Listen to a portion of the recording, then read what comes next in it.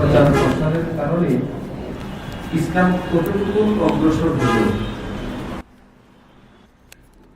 আমরা যদি একটু সংক্ষেপে বিবেক বিবেচনা দিয়ে হিসাব করি, ফলাফল আমাদের সামনেই। দিন ইসলামের অবস্থা গত 20 বছরের তুলনায় এখন ভালো নাকি আগে ভালো ছিল? আলেম ওলামাদের প্রতি মানুষের ভক্তি, শ্রদ্ধা, মোহাব্বত এখন বেশি না আগে বেশি ছিল? কি লাভ হলো আমাদের? হারামে কোনো বরকত নেই, আমাদের ক্যালকুলেটরে আছে, বাস্তবে নেই। যেমন কুকুর বাচ্চা দেয় কয়টা করে? 3টা, 4টা, 5টা, আরো কম বেশি দেয়। কেউ জবাই করে না, কেউ খায় না, কোরবানিও নাই, সারা বছরও নাই। সেই হিসাবে কুকুর দিয়ে তো সারা দেশ ভরে যাওয়ার কথা। কোরবানির দিনে যেই পরিমাণ কোরবানি হয়, প্রতিদিন যেই পরিমাণ জবাই হয়, একদম না থাকার কথা। কিন্তু যেটা হারাম এটা কোনো অস্তিত্ব নেই, হালালটা অস্তিত্ব। এখন তো কম্পোজ আসছে, কম্পিউটার আসছে, হাতে লিখেই তো বুখারি মুসলিম, হাতে লিখেই তো কোরআন, তাও নির্ভুল, পুরো পৃথিবীতে অক্ষত, পুরো হেফাজতি ছিল। যেটা আল্লাহর কাজ, সেখানে বান্দার হস্তক্ষেপ করা ঠিক না। যেমন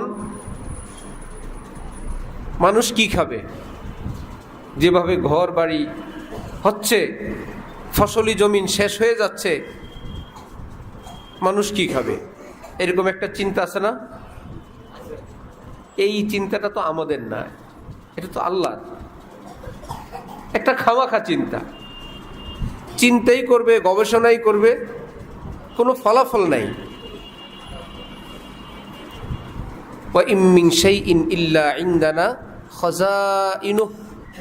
আল্লাহ পাক বলেন, এত টেনশন তোমাদের নাই, পৃথিবীতে প্রয়োজনীয় সকল বস্তুর খাজানা আমার কাছে, তোমরা দেখবা কোত্থেকে। তারপরে বলতেছে, ওয়ামা নুনাজ্জিলুহু ইল্লা বিকাদারিম মা'লুম, প্রয়োজন অনুযায়ী আমি আসমান থেকে সেটা নাজিল করি। আসমানে সব আছে, প্রয়োজন অনুযায়ী। এই বছর খাদ্যের বাজেট কতটুকুন, আমি আসমান থেকে অতটুকুন নাজিল করি। আমি যদি 10 বছরেরটা নাজিল করি, এটা হবে তোমাদের জন্য মুসিবত, বিপদ। কে কোথায় রাখবে? ছোটবেলা আমরা দেখছি, একটু মাছ যখন বেশি হয়ে যেত, এটা একটা মুসিবত। মা খালারা বলতো আল্লাহর ওয়াস্তে আর কোনো মাছ ধরবেন না, খেয়ে দিলেই মাছ। একবার জাল খেয়ে দিলে এতগুলো মাছ উঠে, আমার বাপ চাচারা 4 ঘরে হয়ে যায়। দ্বিতীয় জাল খেয়ে দেওয়া নিষেধ। মা চাচিরা বলতো আমাদের দ্বারা কুটা সম্ভব না, শুটকি দেওয়া সম্ভব না, একটু বেশি। সেটা যদি 10 গুণ হয়, ধান 10 গুণ, চাল 10 গুণ, আম 10 গুণ, তরকারি 10 গুণ, এর পচনেই তো আমাদের রোগ বিমারি হয়ে যাবে। না ফ্রিজে জায়গা, না ঘরে, না গুদামে, না কোথাও। আল্লাহ বলেন সব আমার কাছে আছে, ঘুরে ফিরে তোমাদের যতটুকুন লাগবে আমি অতটুকুন নাজিল করব, এখনো করি, আগামীতেও করব।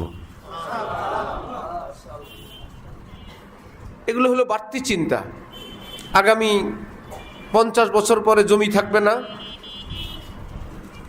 হযরতে আদম আলাইহিস সালাম কি আমাদের সাইজের ছিলেন না? 60 গজ, 60 গজ। সেই সাইজের মানুষ যদি এখন থাকতো, এই ফ্লোরে হইতো? 60 গজ তো স্পেস লাগবে। বাবার হাতটাও তো সেই সাইজের, হাত যদি একটু উপরে উঠাইতো, তাহলে ফ্যানটা আরো কত উপরে লাগবে। আব্বা কি বাসে বসতে পারতেন? প্রাইভেট কারে? কোনো অফিসে? আল্লাহ আগেই জানেন। ডিজাইনটা ঠিক রেখে সাইজটা ছোট করে দিছেন। আব্বাজান খাইতেন 60 গজের মানুষটার পেট কত বড়, লোকমা কত বড়, এই দিকে একটু কমায় দিলেন, সেই দিকে 100% 1 একরে যেই ফসলটা হইতো আগে, রব্বুল আলামিন সেটাকে কয়েক গুণ করে দিলেন। আগে একবার হইতো, এখন 2 বার, তারপরে 3 বার হয়। আল্লাহ বলেন তোমরা তো এই পর্যন্তই দেখো, আমার কাছে আরো সিস্টেম আছে। আমি পৃথিবীতে নিজে এসে কিছু করব না, আমি আমার কোনো বান্দার মাথায় দিয়ে দিব, সে সেটা আবিষ্কার করবে। তোমরা বলবা বিজ্ঞানী আবিষ্কার করছে, বিজ্ঞানী আবিষ্কার করছে। বিজ্ঞানী আবিষ্কার করে না বিজ্ঞানীর মাথায় আল্লাহ দেন? বিজ্ঞানীকে সৃষ্টি করলো কে? বিজ্ঞানীর মাথায় দিল কে? ফল কি গাছে দেয় না আল্লাহ দেয়? আমরা তো দেখি গাছ দেয়, গাছে ফল ধরে। বলেন যে গাছে এই ফলটা দিছে, আছে কেউ বলার? হ্যাঁ, গাছের থেকে আমরা নিলাম, গাছকে দিছেন আল্লাহ। মা সন্তান সৃষ্টি করে, কেউ তো বলে না মায়ের পেটে আল্লাহ সৃষ্টি করেন। সুতরাং বিজ্ঞানী এবং বিজ্ঞানীর মাথায় সেই জ্ঞান দেনেওয়ালা আল্লাহ। আল্লাহ বলেন আমি এইভাবেই করব, দেখবা 4 ফসল হবে, সময় অনুযায়ী 5 ফসল হবে, দেখবো ফলন আরো বেশি হবে। রিস্কের টেনশন তোমাদের না, তোমাদের টেনশন তুমি ব্যস্ত থাকবা আমাকে নিয়ে, আমি ব্যস্ত থাকবো তোমাকে নিয়ে। ফাজকুরুনি আযকুরকুম, তুমি আমার স্মরণ করো, আমি তোমার স্মরণ করব। ওমা মিন দাব্বাতিন ফিল আরদ ইল্লা আলাল্লাহি রিজকুহা, রিজিকের জিম্মাদার আমি আল্লাহ, তোমার জিম্মাদারি তুমি পালন করো। হ্যাঁ, আমি বলবো একটু হাত পা নাড়ো, একটু ক্ষেত করো, ফসল করো, ব্যবসা করো, চাকরি করো, এগুলো তো তোমার নাম দেই তো আমি। হযরত ঈসা আলাইহিস সালাম যখন হযরত মারিয়ামের ঘরে জন্মগ্রহণ করলেন, পিতাবিহীন ঈসা, হযরত মারিয়ামের লজ্জা, ইয়া লাইতানি মিত্তু ক্বাবলা হাযা ওয়া কুনতু নাসিয়াম মানসিয়া, হায় অপমান, এর চেয়ে মৃত্যু ভালো। একটা গাছের সঙ্গে, খেজুর গাছের সঙ্গে হেলান দিয়ে তিনি সহযোগিতা নিলেন। বাপবিহীন পুত্র সন্তান প্রসব, আর মানুষ বলে ইয়া উখতা হারুন মা কানা আবুকি ইমরাআ সাউইন ওয়া মা কানাত উম্মুকি বাগিয়া, তোমার ফ্যামিলিটা তো ভালো, মা বাবা ভালো, পেটে সন্তান আসলো কেমনি? এর মধ্যে ওনার সন্তান প্রসব হইল হযরত ঈসা নবী। তৃষ্ণা, ক্ষুধা, দুর্বলতা, একটু খাবার প্রয়োজন। আল্লাহ পাক বললেন ওয়াহুজ্জি ইলাইকি বিজিযইন নাখলা তুসাকিত আলাইকি রুতাবান জানিয়া, মারিয়াম খেজুরের ডাল ধরে একটু নাড়া মারো, উপর থেকে খেজুর পড়বে, সেটা খেয়ে নিও, তৃষ্ণা, ক্ষুধা, দুর্বলতা সব দূর করে দিব। যে আল্লাহ বাপবিহীন সন্তান দিলেন, নবী দিলেন, খেজুর কি গাছ থেকে ফেলতে পারেন না? কি ব্যাপার? আল্লাহ বলেন গাছ আমার, অক্সিজেন আমার, খেজুর আমার, তৈরি করে দিলাম আমি, তুমি খাওয়ার জন্য একটু কষ্ট করা লাগবে, এটা ফিরি ফিরি পাবা না। সব রেডি করে রাখবো, তুমি সৃষ্টি করবা না, তৈরি করবা না, কিন্তু একটু হাত পা নাড়া দিতে হবে। এটা মুজিজা না, এটা কারামত না, অলৌকিক। রিজিক কষ্ট করে খাইতে হয়। এই জন্য আল্লাহ পাক মুফতি শফি সাহেব রহমতুল্লাহ আলাইহি লিখছেন, আল্লাহ আপনি এত কষ্ট করে এই বেটির মাত্র ছেলে হইল, তাকে বললেন নাড়া দিয়ে খেজুর খাও। আল্লাহ বললেন রিজিকের জন্য একটু হাত পা নাড়া দিতে হয়, যতই বাচ্চা হোক আর যতই কষ্ট হোক একটু কষ্ট করে খাওয়া লাগবে। এই জন্য কি রিজিকটা তিনি সৃষ্টি করলেন না সংগ্রহ করলেন? সংগ্রহ করলেন। সৃষ্টি করছেন কে? রব্বুল আলামিন ছড়ায় ছিটায় রাখবেন, আমাকে আপনাকে সেটা খুঁজতে হবে, সংগ্রহ করতে হবে, অ্যাডজাস্ট করতে হবে, জায়গা মতো ফসল দিতে হবে, মৌসুম মতো কাজ করতে হবে, পানি দিতে হবে, চাষ করতে হবে, আমাদের ডিউটি। এই বলে গাছটা কি আমরা উৎপাদন করি না আল্লাহ? গাছের ভিতরে যাবতীয় ফল, রস, কষ, ভিটামিন, ক্যালসিয়াম কে দেন? মাটিটাকে গাছের উপযোগী করে বানাইলেন কে? আল্লাহ বলেন আমি কাইয়ুম, আমি পানিটাকে ধরে রাখি, পানির নিয়ম, সে নিচে যাবে, নিচে যাবে, নিচে যাবে। 1 বছরে না হোক, এই পৃথিবীর বয়স তো হাজার হাজার লক্ষ লক্ষ বছর, এত বছরে মাটির সঙ্গে পানিটা তো একদম লেয়ার নিচে যেতে যেতে একদম সবকিছু নিচে চলে যাবে। আল্লাহ পাক বলে যাবে না, না হলে তো ঘাস হবে না, গাছ হবে না, ফসল হবে না, তোমাদের পায়ের মধ্যে একটু ভিজা ভিজা লাগবে না। আমি আল্লাহ কাইয়ুম, আমি আল্লাহ সেটাকে ধরে ধরে রাখি। তাহলে ইসলাম হেফাজত করবেন কে? আমরা ঘরে চলে যাই, আল্লাহ বললেন তোদেরকে দিয়ে একটু কাজ নিব,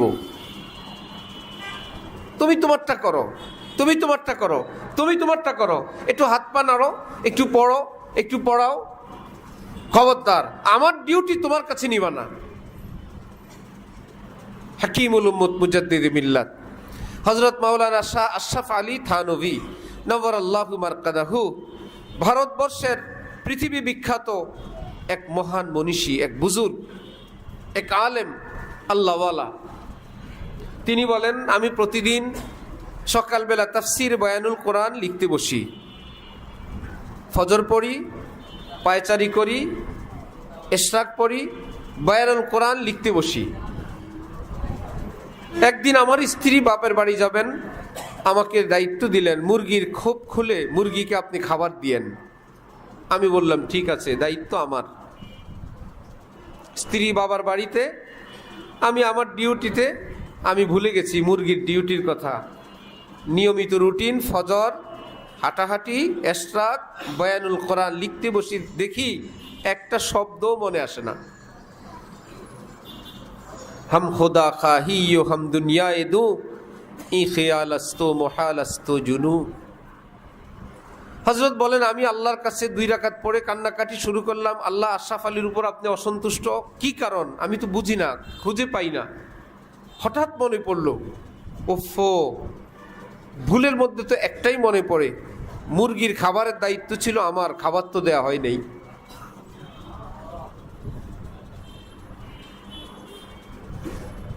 যেন অন্তরে আওয়াজ, আমার মাখলুককে কষ্ট দিবে, আবার আমার থেকে রহমতও নিবে। একই পাত্রে পেশাব, একই পাত্রে আতর। একটাই পাখি, 50% গরু, 50% হরিণ আছে পৃথিবীতে। অর্ধেক মুরগি, অর্ধেক কবুতর আছে, অসম্ভব। হাম খুদা খাহি ও হাম দুনিয়ায়ে দু ই খেয়ালাস্তো মোহালাস্তো জুনু। আমার মাখলুককে কষ্ট দিবে, আমার থেকে রহমত নিবে, অসম্ভব। হযরত থানভী উঠলেন, মুরগির খোপ খুলে খাবার দিলেন, বলেন মুরগি খাবার খায়, আমার অন্তরের অন্ধকার দূর হয়ে যায়।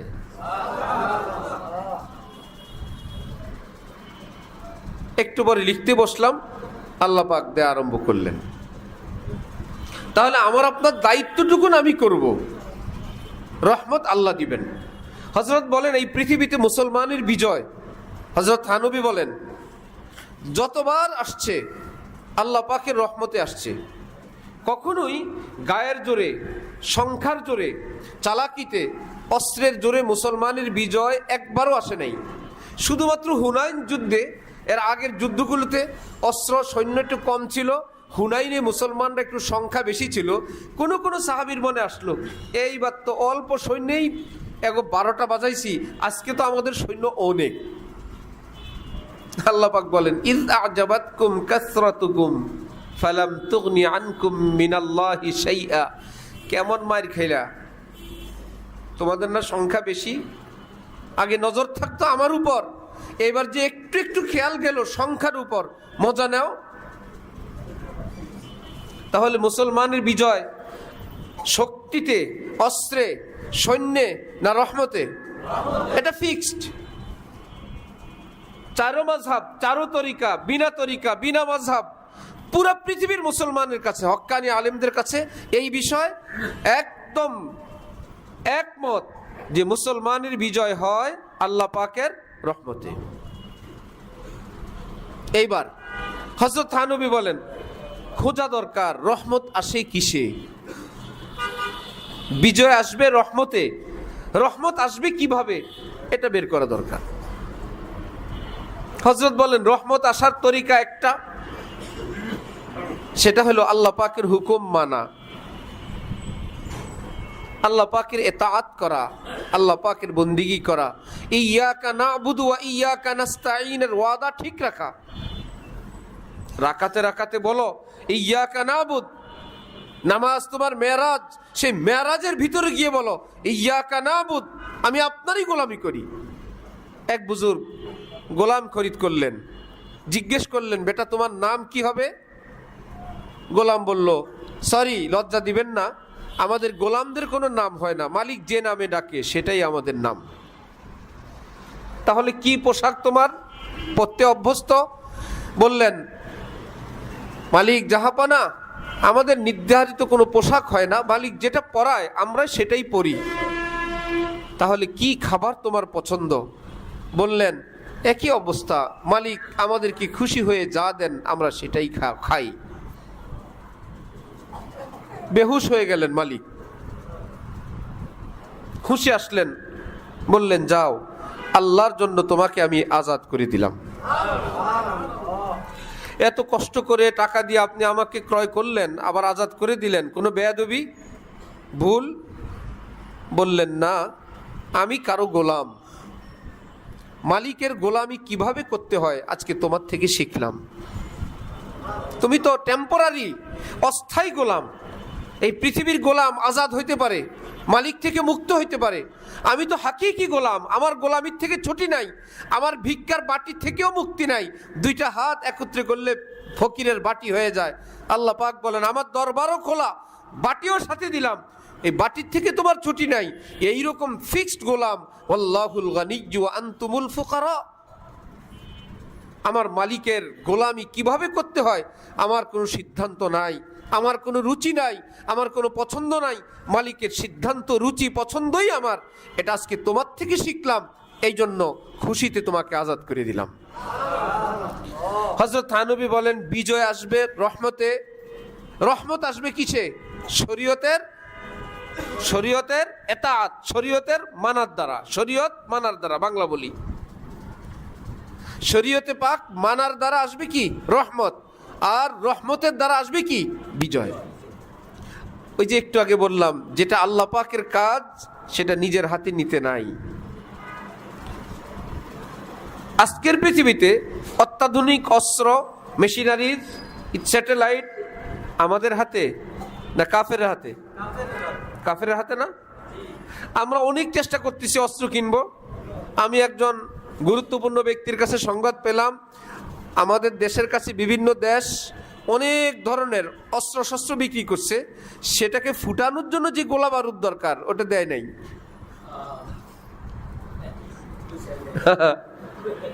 একটা ট্যাঙ্ক সাজায় রাখছে, ট্যাঙ্কে যেটা মারবে ওটা দেয় নাই, বা দিছে ওটা ডেট ওভার, এটা অচল, শুধু আইওয়াস।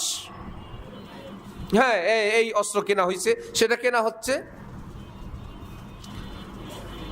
এক বেচারা এই মজলিসে আছে, পটুয়াখালীর থেকে একটা এক্সরে রিপোর্ট নিয়ে আসছে। আমি রিপোর্টের মধ্যে দেখি একদম এই মাথা ওই মাথা দাগ, ভাঙ্গা হাতের দাগ বা কোনো অঙ্গের।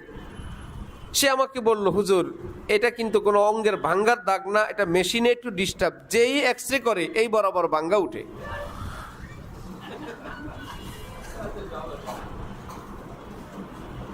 আর সমস্যা হইল, ডাক্তার সাহেব বলছেন এই জায়গায়, এই যে এখানে হইলো সমস্যা, যে লম্বা ভাঙ্গাটা দেখা যায় এটা এই ভাঙ্গা কারণ না, এটা যেই এক্সরে করে তারই কি উঠে।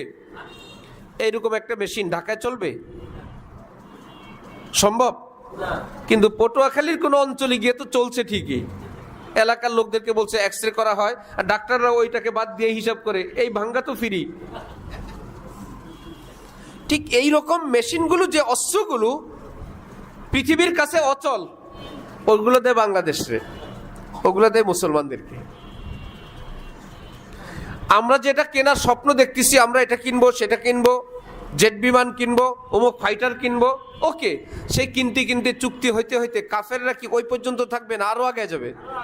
আমরা যেদিন এটা কিনবো তারা যাবে আরো স্পেশালে, তারা এখন AI বের করে ফেলছে, কি মুশকিল, আরো কত কিছু। তা আমরা যত দৌড়াবো তারা দুনিয়ার দিক থেকে আরো আগে, আরো অ্যাডভান্স। এতে কাজ হবে না, যেহেতু দুনিয়া, আগেই বলছি, আইদ্দু লাকুম মাস্তাতাতুম মিন কুওয়া, যতটুকুন সম্ভব নেও, সংগ্রহ করো, ট্রেনিং দাও, সৈন্য রাখো, ক্যান্টনমেন্ট বানাও, সব ঠিক আছে, কিন্তু আকীদত থাকবে, বিশ্বাস থাকবে মুসলমানের বিজয় অস্ত্রে, শক্তিতে না আল্লাহর রহমতে। এইবার মুসলমান রহমত খোঁজো, রহমত আনা যায় কিভাবে? হযরত থানভী বলেন রহমত আনার রাস্তা একটা, শরীয়তে পাক মানার দ্বারা। হযরত ওমর ফারুক রাদিয়াল্লাহু তাআলা আনহুর যুগে জিহাদে পাঠাইলেন, বিজয় আসে না, লম্বা যুদ্ধ চলছে। সেখান থেকে আমির সাহেব হযরত ওমরের নিকট বললেন, আরো কিছু সৈন্য দিলে ভালো হয়, আমরা তো কোনোভাবেই বিজয় অর্জন করতে পারলাম না। হযরত ওমর বললেন, ওহো, তাহলে বিজয় সৈন্যরা আনে না, আমি আর সৈন্য টৈন্য পাঠাবো না, তোমরা দেখো রহমত আসে না কি কারণে, এটা খুঁজে বের করো। জিবরিল আমিন আসবেন নবীজির কাছে, আসে না, বড় মুশকিল। নবীজি বললেন, ফেরেশতা লা ইয়াসুনাল্লাহা মা আমারহুম ওয়া ইয়াফআলুনা মা ইউমারুন, ফেরেশতা কখনো ওয়াদা খেলাপ করে না। আয়েশা, ফেরেশতা আসার পথে কোনো বাধা বিপত্তি তো নাই বাসায়? দেখো তো, খুঁজতে খুঁজতে গিয়ে পাওয়া গেল খাটের নিচে কুকুরের বাচ্চা। কার ঘরে? রহমাতুল্লিল। পৃথিবীতে সবচাইতে পাওয়ার আল্লাহর পরে যার সবচাইতে বেশি, যার ইশারায় চাঁদ দ্বিখণ্ডিত হয়, সুবহানাল্লাহ, যিনি সাহিবুল মেরাজ, তার ঘরে জিবরিল আসতে পারে না। খুঁজে বের করলো কুকুরের বাচ্চা, জলদি জলদি বের করো তো, আর দেখি তো কি ব্যাপার। একটু পরে জিবরিল হাজির। নবীজি বললেন, মা মানাআকা আন তাজুরুনা আকসারা মিম্মা তাজুরুনা। জিবরিল, আগে আসতে সমস্যা কি ছিল? ওয়াদা ছিল আগে আসবেন, এত বিলম্ব? জিবরিল বলল, নাহনু জামাআতুল মালাইকা লা নাদখুলু বাইতান ফীহি কালবুন আও সূরা। আমরা ফেরেশতাদের কিছু নীতিমালা আছে, যেই ঘরে কুকুর, কোন প্রাণীর ছবি, কোন জিনাকার থাকে, সে গোসল করে তওবা করার আগ পর্যন্ত আমরা সেই ঘরে প্রবেশ করতে পারি না। এত পাওয়ারফুল জিবরিল, এত পাওয়ারফুল পয়গম্বরের ঘরে আসতে পারেন না। প্রকাশ্যে কোনো বিষয় না, গোপনে কুকুর, গোপনে অনিচ্ছাকৃত কুকুর আসে না, বের করে দেওয়ার সাথে সাথে আসছে। নবীজি জোর করে তো আনতে পারলেন না, জিবরিল জোর করে তো আসতে পারলো না। হযরত ওমর বললেন, কোনো সৈন্য দেওয়া হবে না, তোমরা তোমাদের ভুল বিচ্যুতি খুঁজে বের করো, রহমত আসে না কেন? সাহাবায়ে কেরাম বললেন, আমরা তো এমন কোনো ভুল বিচ্যুতি করি না। যারা ইসলামের স্বার্থগুলোকে খুব অবমূল্যায়ন করেন, দাড়ি, আপনারা দাড়ি নিয়ে বাড়াবাড়ি করেন, পোশাক এটা নিয়ে বাড়াবাড়ি করেন, পর্দা এটা নিয়ে বাড়াবাড়ি করেন, এখন নির্বাচন আসছে একটু গান বাজাইলে কি সমস্যা? হ্যাঁ, নেত্রী মারা গেছে, সারা দেশে নেত্রীর রুহের মাগফিরাতের জন্য সারা দেশে পোস্টার ছাপছে নেত্রীর জোয়ানকালের ছবি দিয়ে। কবরে কি সওয়াব গেছে না গুনাহ গেছে? জোর করে পাঠা দিবেন সওয়াব, নিজে গিয়ে দিয়ে আসবেন? একটা বয়স্কা নারীর মৃত্যু হইল, তার যৌবনকালের ছবি দিয়ে ওনার রুহের মাগফিরাত কামনা করেন। মনে হয় যেন আল্লাহর রহমতেও রাজনীতি চলে, আসমানেও রাজনীতি চলে। জোর রা বুগজার জারি রা বেগির রহম সোয়ে জারি আয়াত আই ফকির। শক্তির মহড়া ছাড়ো, জোর ছাড়ো, জারি ধরো, কান্নাকাটি ধরো, চোখের কোনায় একটু পানি দেখলে আল্লাহ পাক ওই চেহারার উপর জাহান্নাম হারাম করে দেন। যেটা করার সেটা করো। সাহাবায়ে কেরাম হযরত ওমরের নির্দেশে দেখলেন আমরা কোনো ভুল বিচ্যুতি নাই। একজন বলল, আছে, মেসওয়াক করা হয় না, মেসওয়াক। জেহাদের ব্যস্ততায় মেসওয়াক ছুটে গেছে। এখন তো মুসলমান এসে জিজ্ঞেস করে, আচ্ছা হুজুর, পায়জামা পাঞ্জাবি না পড়লে কি ঈমান থাকে না? থাকে। আচ্ছা হুজুর, কারো যদি নামাজ বাদ যায় সে কি কাফের? না। আচ্ছা হুজুর, কেউ যদি সুদ ঘুষ খায় সে কি ইসলাম থেকে বের হয়ে যায়? না। আচ্ছা, পর্দা না করলে কি অমুসলিম হয়ে যায়? না। আলেমরা তো হিসাব করেই বলেন, গুনাহগার হয়, কাফের তো হয় না। সেই ব্যক্তি মহা খুশি, দাড়ি না রাখলে অসুবিধা নাই, টুপি না পরলেও, পাঞ্জাবি না পরলেও, সুদ খাইলেও, ঘুষ খাইলেও, বেপর্দা করলেও হুজুর বলছেন কি হয়? ঈমান থাকে। হযরত নবী বললেন, আচ্ছা, কারো আঙ্গুল কাটা গেলে নাগরিকত্ব কাটা যায়? ভোটার যে একজন মানুষের আঙ্গুল কাটা ভোটার লিস্টি থেকে তার নাম বাদ না আছে? হাত কাটা গেলে, দোনোটা কাটা গেলে, পা দোনোটা কাটা গেলে, দাঁত না থাকলে, মাথার চুল না থাকলে, বুড়ো না থাকলে, চোখ দুইটা উঠে ফেললে, যতক্ষণ দম আছে ততক্ষণ নাগরিকত্বও কি কে চায় এরকম নাগরিক হইতে? হাত না থাকলে কোনো অসুবিধা নেই, আমি বাড়ির মালিক, আমার নামে কাগজপত্র সব, পা না থাকলে অসুবিধা নাই, চোখ না থাকলে অসুবিধা নাই, 32 দাঁত না থাকলে অসুবিধা নাই। সবাই তো চায়, কোনো কিছুতে কমতি হবে না, জরুরি গাইরে জরুরি না, অল্প প্রয়োজনীয় বেশি প্রয়োজনীয় না, আমার সব অঙ্গ লাগবে। আঙ্গুল জোড়া লাগানো থাকলে চলো থাইল্যান্ডে গিয়ে ছুটায় নিয়ে আসি, দাঁত উঁচু নিচু থাকলে চলো স্পেশাল চিকিৎসা করে নিয়ে আসি, সব লাগবে। মাথায় টাক থাকলে চিকিৎসা করায় নিয়ে আসি। এখানে আমার সম্পূর্ণটা চাই। ইসলামের ক্ষেত্রে কেউ যদি বলে এটা ইসলাম, আপনারা বাড়াবাড়ি করেন, আমরা বাড়াবাড়ি করি? তুমি ছাড়াছাড়ি করো এতে অপরাধ নাই, তুমি কমাকমি করো এতে অপরাধ নাই। আমরা নবীর সুন্নতের কথা বলি, আমাদের নাম কি?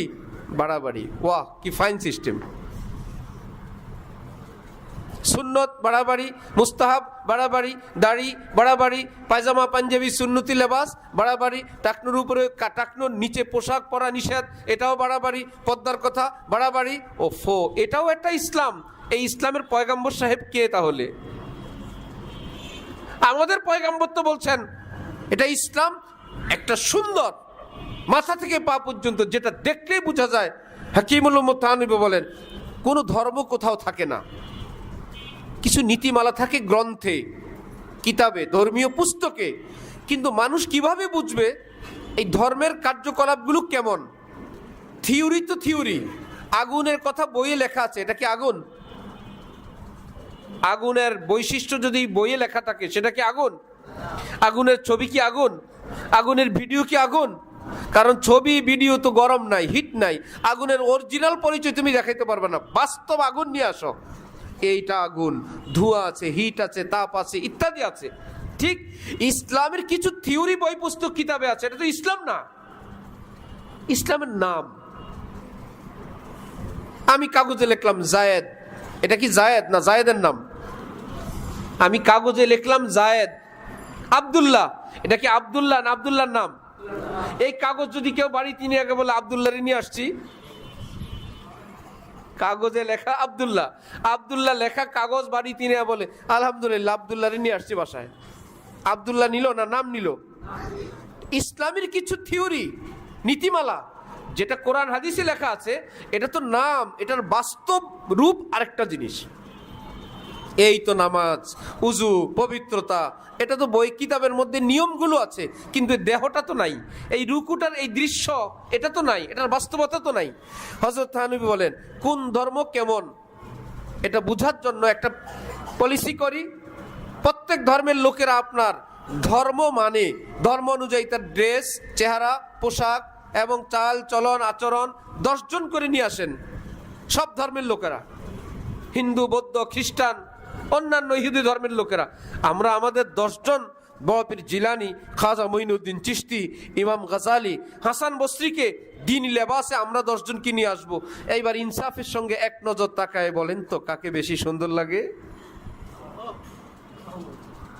যাকে সুন্দর লাগে তার ধর্মীয় লেবাস এবং আচার আচরণেই তো সুন্দর লাগে, বোঝা গেল সেই ধর্মই বেশি সুন্দর।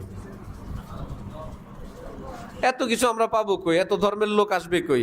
আপনার বাসায় ছোট্ট একটা বাবু আছে, সুন্দর ফুটফুটে, তাকে একবার শার্ট প্যান্ট টাই পরান, এক নজর দেখেন। আরেকবার তাকে সুন্নতি লেবাস পরান, একটা টুপি পরান, আরেক নজর দেখেন। এবার বিবেককে জিজ্ঞেস করেন কোনটা সুন্দর লাগে। ছোট্ট একটা মেয়ে বাবু আছে, কোনো নায়ক নায়িকা নর্তকীর অসুন্দর অশ্লীল পোশাক তাকে পরান, এইবার তাকে হাতাওয়ালা একটা জামা, সুন্দর একটা ঢিলা ঢালা পায়জামা, সুন্দর একটা হিজাব পরান, দেখেন তো কোন ড্রেস বেশি সুন্দর লাগে। অন্তর সাক্ষী দিবে ইসলামী লেবাস বেশি সুন্দর লাগে। অল্প সুন্দর না, অনেক সুন্দর, অনেক সুন্দর লাগে। যে ফরক তাবা কদম हर कुजा के मीने गरम के रेशमा दामानी दिल मी का शत के जा इजाज হে আল্লাহ, আপনার দিন এত সুন্দর, আমি যেই অঙ্গের দিকে তাকাই মন চায় জীবনকে উৎসর্গ করে দেয় ইসলামের সেই অঙ্গের উপর, প্রত্যেকটা আচরণের উপর, প্রত্যেকটা সংবিধানের উপর। আল্লাহ এত সুন্দর নীতিমালা, রাজার জন্য, প্রজার জন্য, ক্রেতার জন্য, বিক্রেতার জন্য, স্বামীর জন্য, স্ত্রীর জন্য, বিজয়ীর জন্য, পরাজিতের জন্য। আল্লাহ এত সুন্দর, আপনি সবার কথা এভাবে খেয়াল রাখলেন। হযরত থানবী বলতেন, এই পৃথিবীর যত রকমের ফুল, সব ফুল অত সুন্দর না, পেয়ারা রাসূল সাল্লাল্লাহু আলাইহি ওয়াসাল্লামের একটি সুন্নত যত সুন্দর। হযরত ওমরের কথায় সাহাবায়ে কেরাম বললেন, দেখি মেসওয়াক বাদ, মেসওয়াক শুরু করি। এতক্ষণ লম্বা যুদ্ধে বিজয় আসে না, আমাদের মাথায় লাইট ফ্যান চলছে না, সব আয়োজন ঠিক, কোনো এক পাশ দিয়ে যদি এক সুতা পরিমাণ তার কাটা থাকে, কিছু চলবে? আপনি বলবেন এই সামান্য একটু তারের অভাবে একদম কিচ্ছু চলবে না, তার 50% আছে, অর্ধেক জ্বলুক, লাইট অর্ধেক আলো হোক, অর্ধেক ফ্যান ঘুরুক, না মোটেও ঘুরবে না, মোটেও ঘুরবে না। কানেকশন ফুল না হওয়া পর্যন্ত 1%ও চলবে না, কানেকশন ফুল দিলে পুরাটা চলবে। ঠিক আমরা যেরকম ইসলামের অল্প একটু আমল করে মনে করি এইটুকুন লাইট তো জ্বলা দরকার, আমার অন্তরে এইটুকুন তো শান্তি আসা দরকার, আমি যতটুকুন আমল করি আল্লাহর নূর রহমত তো আসা দরকার না। নেগেটিভ পজিটিভ দুইটা তার আছে, কিছু কাজ করণীয়, কিছু বর্জনীয়, ইমার্জেন্সি যেগুলো, ওই দুই তার যখন পুরাপুরি হবে তখন সে ইমানদার চিৎকার করে বলবে, এ কौन आया कि धीमी पड़ गई लो शमे महफिल की पतंगों की आवाज उड़ने लगी चिंगारियां दिल की। এতদিন সূর্যকে বড় মনে হইতো, এখন সূর্যকে দেখলে অন্ধকার অন্ধকার লাগে, কারণ সূর্যের বানানেওয়ালা আল্লাহ ওই বান্দার অন্তরে নিজের নূর বর্ষণ শুরু করে দিয়েছেন। আল্লাহ, আমি আল্লাহকে পেয়ে গেছি, সূর্য এখন কেমন কেমন জানি লাগে, ফ্যাকাশে ফ্যাকাশে লাগে। যে সূর্যের সাথে থাকে চেরাক দেখলে ভয় পায়, হারিকেন দেখলে, আরে মিয়া সূর্যের সাথে থাকি, যে আল্লাহর সঙ্গে থাকে। আল্লাহ আমাদেরকে দ্বীনের বুঝদান করেন। সাহাবায়ে কেরাম আমল করলেন, কিছুক্ষণের মধ্যে আল্লাহ পাক কাফের মুশরিকদের অন্তরে এমন রোব, এমন ভয় ভীতি দিলেন, একে একে সব পলায়ন শুরু করলো। তাহলে কথা কি হলো ভাইরা? বিজয় কি জোরে আসে না রহমতে আসে? রহমত কি চালাকিতে আসে না শরীয়তে আসে? মোহাম্মদ বিন কাসেম 17 বছরের মুজাহিদ সিন্ধু বিজয়ের জন্য আসলেন, হাজ্জাজ বিন ইউসুফের জামাই সাহেব। কাফের মুশরিকরা জানতে পারলো মুসলমান মুজাহিদিনের বিশাল বড় কাফেলা আসতেছে সিন্ধু বিজয়ের জন্য। কাফেরদের বিদ্যা দেখেন, তারা জানে মুসলমানের বিজয় আল্লাহর রহমতে হয়, এদের রহমত বন্ধ করা দরকার। কি করা যায়? যেই পথে আসবে মোহাম্মদ বিন কাসেম, সেই পথে দুই ধারে অশ্লীল পোশাকে সুন্দরী রমণীদেরকে দাঁড় করায় রাখো। আর কি করা যায়? ক্ষুধার্ত মুজাহিদিন এর জন্য বিভিন্ন আকর্ষণীয় খাদ্য খাবার রাস্তার দুই ধারে রাখো, আসলে আমাদের খাবার খাবে বিনা পয়সায়, চুর হবে, চোরের উপর রহমত থাকবে না। আমাদের মেয়েদের দিকে তাকাবে, কথা বলবে, যারা তাকাবে দেখবে খোদার লানত পড়বে, আর রহমত থাকবে না। রহমত যদি না থাকে আমাদের সঙ্গে পারবে না। থিওরি কাদের? মুসলমানদের না কাফেরদের? কাফেরদের থিওরি। রাস্তার দুই ধারে স্পেশাল খাবার, বিভিন্ন পয়েন্টে নারী। মোহাম্মদ বিন কাসেমের নিকট সংবাদ, সামনে এই অগ্নি পরীক্ষা। তিনি মুজাহিদিনদেরকে একত্রিত করলেন যে আমাদের সামনে এই পরীক্ষা, আমরা আল্লাহর জন্য জেহাদ করব, আমাদের রহমত আল্লাহ দিলে বিজয় হব, না হলে আমরা হাজার চালাকি সৈন্য দিয়ে বিজয় আসবে না। সুতরাং বিজয় পাওয়ার জন্য আমাদেরকে লানতের কাজ, নাফরমানির কাজ থেকে অবশ্যই বিরত থাকতে হবে। আমার কোনো মুজাহিদ সে যদি কোনো ভিন নারীর দিকে চোখ তুলে, আমি তার চোখ উপড়ে ফেলবো। কারো মালে যদি অন্যায়ভাবে হাত দেয়, আমি তার হাতের কবজি কেটে ফেলবো। সবাই রাজি? সবাই রাজি। এত জেহাদ, এত তামাশা না, তামাশা বাজরা। নিজেদের স্বার্থে মানুষ খুন করে বৈধ, হত্যা করে বৈধ, বোমা মারে বৈধ, পারমাণবিক অস্ত্র বৈধ। মুসলমান যদি ছাদের উপর মাদ্রাসার ছাত্র কয়েকজন একটু নিয়মিত ব্যায়াম করে, গোয়েন্দা আসবে, আপনারা হাত নাড়েন কেন এখানে? আমার হাত আমি নাড়ি, তোমার কি না? আপনারা এক ডিজাইনে হাত নাড়েন, উদ্দেশ্য কি বলেন? এটা নিরাপদ মনে হয় না। মাদ্রাসার ছাত্র একই ডিজাইনে হাত নাড়বে, পা নাড়বে, আপনারা কি সামরিক ট্রেনিং দিচ্ছেন? वाह, वो कत्ल भी करते हैं चर्चा नहीं होता, वो कत्ल भी करते हैं चर्चा नहीं होता, हम आह भी करते हैं तो हो जाती है बदनाम। কেউ খুন করলেও বদনাম হয় না। আমি ক্ষত বিক্ষত হয়ে একটু আহ করব, আমার উপরে মামলা। আপনি এত জোরে আহ কেন বললেন? আইন আদালত আছে, আদালতে যান। এখানে চিৎকার কেন করবেন? আপনার আওয়াজে অন্যদের অসুবিধা হয়, শব্দ দূষণ হয়। পরিবেশ নষ্ট করেন কেন? মোহাম্মদ বিন কাসেম মুজাহিদিনদেরকে নিয়ে চললেন জেহাদ বন্দিগি। हकीम उल उम्मत थानवी बोलेन, सियासत भी दीन है, इसलिए सियासत का हर काम दीन के मुताबिक होना चाहिए। ওলামায়ে কেরাম নোট করে রাখতে পারবেন মনে মনে, সিয়াসত ভি দীন হ্যায়। ইসলামী রাজনীতি এটা একটা আমল। আমল কি নিজের মতো করা যায় না শরীয়ত মতো? নামাজ কি ইচ্ছা মতো না শরীয়ত মতো? আজকে 4 ফরজ পারলাম না হুজুর, আরেকদিন 2টা বেশি করে করবো নি, আজকে 2 ফরজ দিয়ে উজুটা করে নিই। আজকে ভালো করে উঠছি, সময় আছে, আজকের ফজরের নামাজটা 4 রাকাত পড়ে নিই, হবে? জীবনে অনেক রোজা রাখি নাই, ঘন্টা হিসাব করে প্রত্যেক দিন রোজার সঙ্গে 1-2 ঘন্টা করে একটু বেশি রাখি, ইফতারটা এশাই করব। আগে তো মাগরিব ইফতার করতাম, ভাই তোমরা করো, আমার ছোটবেলার ইফতার বাকি আছে, আমি ইফতার এশাই করব। করা যাবে কেন? এটা ইবাদত, এটা মাবুদের পদ্ধতিতে করতে হবে। তুমি আবেদ, ওই যে গোলামের কথাই চলবে না, মালিকের কথাই চলবে। सियासत भी दीन है, इसलिए सियासत का हर काम दीन के मुताबिक होना चाहिए। তখনই আল্লাহর রহমত আসবে। মোহাম্মদ বিন কাসেমের মুজাহিদ বাহিনী রওনা। কাফির মুশরিকদের গোয়েন্দারা রেডি, দেখি তো খাই কিনা, চুরি করে কিনা, নর্তকীদের পালায় পড়ে কিনা। দেখে কেউ না। কুল্লিল মুমিনিনা ইয়াগুযু মিন আবসারিহিম ওয়া ইয়াহফাযু ফুরুজাহুম যালিকা আযকা লাহুম।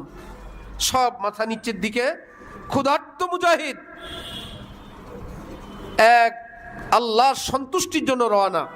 পিছন দিক থেকে গোয়েন্দারা গিয়া কাফেরদেরকে বলল, এরা একজনও চোখ তোলে নাই, একজনও খাবারে হাত দেয় নাই। মুশরিকরা, কাফেররা, সব লিডাররা একত্রিত হয়ে বলল, যেই মানুষের চরিত্র এমন, এদের সঙ্গে কখনো যুদ্ধ করে বিজয় আনা যাবে না। এরা সাধারণ মানুষরা, এরা খোদাই দূত। চলো, হাত উঁচু করে বলল, হে মোহাম্মদ বিন কাসেম, যুদ্ধ করা লাগবে না, আমরা তোমাদের ধর্মে যোগ দিচ্ছি। লা ইলাহা ইল্লাল্লাহ মুহাম্মাদুর রাসূলুল্লাহ। আপনার আমার বিজয়ের অপেক্ষায় কিসের? ইবাদত বন্দেগী দিয়ে না চালাকি দিয়ে? আমরা চেষ্টা করতেছি কোনটা দিয়ে? হবে না, হবে না। হযরত ইউসুফ বিন নুরি পাকিস্তান সরকারকে বললেন, কাদিয়ানীদেরকে আপনারা কাফের ঘোষণা দেন। সেই সময়ের হুকুমত বলল, এটা একটা গণতান্ত্রিক দেশ, একটা জনগণকে আপনারা বুঝান। জনগণ যদি দাবি তোলে আমরা দিব। আপনারা রেডিওতে টেলিভিশনে যান, জনগণকে উদ্বুদ্ধ করেন, বিষয়টা বুঝান। হযরত ইউসুফ বিন নুরি বললেন, আমি রেডিওতে যাব, টেলিভিশনে যাব না। এত বুঝাইতে পারবো না, টেলিভিশনে গিয়েও বুঝাবো, আমি সেখানে যাব না, আমি রেডিওতে যাব। যতটুকু সাধ্যে সামর্থ্যে আছে অতটুকুন করব। এখানে কে আছেন? মক্কা শরীফ গেছেন কে কে? হজ উমরা করলেন কে কে? হাত উঠান। মাশাআল্লাহ, হাত নামান। আল্লাহর ঘর কাবা শরীফের ছবি কাগজে, প্রিন্টে, কোন জায়গায় কে কে দেখছেন? মক্কা শরীফের কাবার ছবি দেখছেন কে কে? আর ভাই গিয়ে না, কোন পত্র পত্রিকায় কাগজে কাবা শরীফের ছবি দেখছেন না? হাত নামান। 4 কোনা ঘরের পাশে দেখছেন বুক পর্যন্ত আরেকটা রাউন্ড ওয়াল আছে না? এটার নাম কি? হাতিমে কাবা। অর্থ একদম কাবা ঘরের যেই বিধান, ওই অংশটার একই বিধান, ওটা কাবা ঘরের অংশ। ওই অংশটা কার অংশ? এক সময়ের কাবা ঘরের অংশ। মক্কার মুশরিকরা কিছুদিন পর পর এক এক হুকুমত আসে, নতুন করে দেশ, নাম ফলক ইত্যাদি চেঞ্জ করে নতুন করে কাবা বানায়।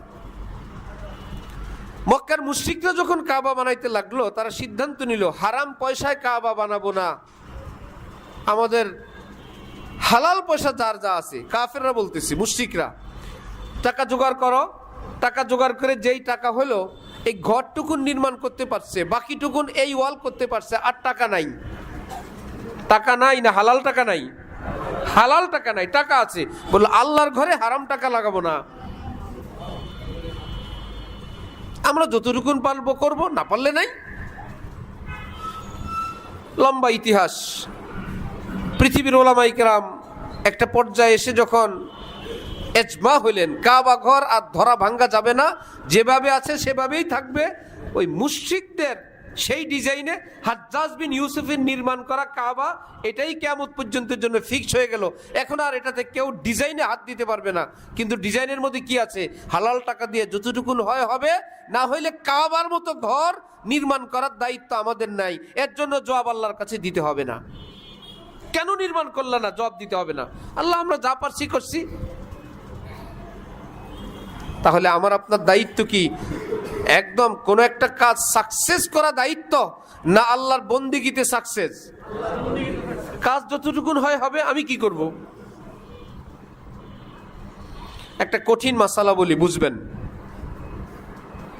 কালবে মুআল্লাম ওলামায়ে কেরাম আছেন, কেউ যদি কোনো প্রাণী শিকার করে, কোনো মুসলিম বন্দুক মারে, বলে বিসমিল্লাহি আল্লাহু আকবার, ওটা ওখানে গিয়ে রক্তক্ষরণ হয়ে মারা গেছে, হালাল। কি তার ওই গুলিটাই জবাই করার বিধান? আচ্ছা, তো মুখে বিসমিল্লাহি আল্লাহু আকবার বলছি, ঠিক আছে, জবাই করা লাগবে না। ওই রক্ত যেটা বের হয়ে গেছে, তার প্রবাহিত রক্ত, ওটা জবাইয়ের বিধান, আর দোয়া তো সে পড়ছেই। আর মুসলমান যদি ব্যস্ততার কারণে দোয়া ছুটেও যায় ভুলবশত, তাও হালাল। এখন কেউ বাজ পাখি দিয়ে শিকার করে, ট্রেনিং প্রাপ্ত বাজ পাখি। এখন ডগ স্কোয়াড আসছে, কুকুরকে দিয়ে বিভিন্ন শিকার করানো যায়। কেউ কুকুরকে ট্রেনিং দিল শিকার করার জন্য। এখন যদি এমন জায়গায় কুকুর কামড় দিল, ওই প্রাণীটা, হরিণটা মারা গেল, কিন্তু কামড়ের চোটে তার দেহের প্রবাহিত রক্ত বের হয়ে গেল, এখন এটা কি জবাইয়ের বিধান ধরা হবে কি না? আপনারা হা না বলেন না, শরীয়তের মাসালা। কুকুরটা কি সাধারণ কুকুর নাকি ট্রেনিং প্রাপ্ত কুকুর? এটা একটা টেস্ট আছে। কি তাকে যত বিদ্যা বুদ্ধি শিখানোর পরে ফর টেস্ট কোনো একটা কাজ, একটা মুরগি রাখবে, সে মালিক তার কুকুরকে বলবে যাও 1 2 3 ওই মুরগিটা ধরো, শিকার করো। মাঝপথে কিংবা কাছাকাছি গেলে বলবে ব্রেক, ধরো না। কুকুর এতটা প্রস্তুতি নিয়ে ক্ষুব্ধ হয়ে গেল, মালিক নিষেধ করছে, সেও ব্রেক। একবারে হবে না, আরেকবার দাও। দ্বিতীয়বারে দেখা গেল কুকুর গিয়া মুরগিটাকে কামড় দিয়ে বসছে, হয় নাই, কুকুরটা পাস করে নাই। সে নিজের জোশে চলে, মালিকের ডিরেকশনে চলে না। দ্বিতীয়বারও যদি দেখা যায় মালিক যেতে বললে যায়, ফুল রিমোট কন্ট্রোলের মতন, মালিক চালাইলে চলে, অফ করে দিলে সে অফ হয়। যদি এই পরীক্ষায় উত্তীর্ণ হয়, শরীয়তের বিধান, এই কুকুরের দাঁতগুলো মালিকের হাতের ছুরির মতো। এই কুকুর যদি শিকার করে, ওই প্রাণী খাওয়া হালাল। মিরপুর আরজাবাদ, এখানে মাদ্রাসা, এখানে এই মাদ্রাসা রেকর্ড লাইভ ওলামায়ে কেরাম শুনতেছেন। ওই কুকুরের শিকার করা প্রাণী খাওয়া কি হালাল, কারণ এটা নর্মাল কুকুর না, এটা ট্রেনিং প্রাপ্ত কুকুর। এবার বলেন, আমরা ওই কুকুরের মতো হইতে পারছি কিনা? হ্যাঁ, ভদ্র ফ্যামিলির ছেলেদেরকে আমরা কি বলে দেই? কেউ কিছু দিলে নিবা না, টাকা দেখ, চিপস দেখ, চকলেট দেখ, নিবা না। বাচ্চা আপনার আমার হাতে আঙ্গুল ধরা, এর মধ্যে আমাদের কোনো পরিচিত লোক তার পছন্দের কিছু দিতে চায়, যেটা সে পছন্দ। এখন ভদ্র ফ্যামিলির লোকেরা কি করে? বাচ্চাগুলো চুপে চুপে বাবার চোখের দিকে তাকায়। তার কি মনে চায় না? তার মনে চায় কিন্তু বাবার নিষেধ। যদি দেখে বাবার চোখ লাল, সে হাত আরো শক্ত করে বন্ধ করে, জীবন যায় যাক, হাজার মনে চাই চাক, আব্বার নিষেধ, নিলে খবর আছে। যদি বাবা একটু সিগন্যাল দেয়, নেও, এটা আঙ্কেলের, তোমার মামা, এটা হুজুর, নিতে পারবা, তাহলে বাচ্চা হাতের মুঠ খুলে দেয়। আমরা কি ওই ছোট্ট শিশুর মতো হইতে পারলাম? যেটা আমাদের মনে চায় আমরা সেটাই করি। বাচ্চা তো আব্বার দিকে তাকায়, আমরা তো রব্বার দিকে দেখব। রব্বা, এটা করতে পারবো? শরীয়তে পাক এটা কি করতে পারবো? না, আমার জোশে উঠছে, আমি করবই, যা হওয়ার হবে। আমি এটা শেষ করেই ছাড়বো, যা হওয়ার হবে। কাবা নির্মাণ করেই ছাড়বো, হালাল হোক আর হারাম হোক। মাহফিলের জন্য এলাকা থেকে টাকা উঠাবে, কারে নিয়ে যায়? যারে দেখলে ভয়ে টাকা দেয়। মাহফিলের জন্য হোক, মসজিদের জন্য, মাদ্রাসার জন্য, শহরে কম থাকলেও গ্রামে আছে, এমন বেচারাকে সাথে নিয়ে যায়, একটু বাজার থেকে টাকা উঠাবো। এখন ওই বেটারে দেখলে বিক্রি হয়েছে 300, ভয়ে দেয় 500। লা ইয়াহিল্লু মালু ইমরিইন মুসলিমিন ইল্লা বিতিবি নাফসি, আন্তরিক সন্তুষ্টি ব্যতীত মুমিনের মাল হালাল না। আল্লাহ আমাদের কি দ্বীনের সহি বুঝ দান করেন। বিনা খুতবায় বয়ান শেষ হয়ে গেছে। তাহলে কথার খোলাসা হলো, আমাদের বিজয় আসবে আল্লাহর রহমতে, রহমত আসবে শরীয়ত মানার দ্বারা। চেষ্টা করবো ইনশাআল্লাহ। চোখের পানির দাম অনেক বিশাল, চোখের পানি দিয়ে বন্দিগি করে দেশের জন্য, সমাজের জন্য দোয়া করব। আল্লাহ আমাদের দেশের জন্য, সমাজের জন্য, পরিবারের জন্য রহমতের ফয়সালা করেন। ওয়া আখিরু দাওয়ানা আলহামদুলিল্লাহি রাব্বিল আলামিন।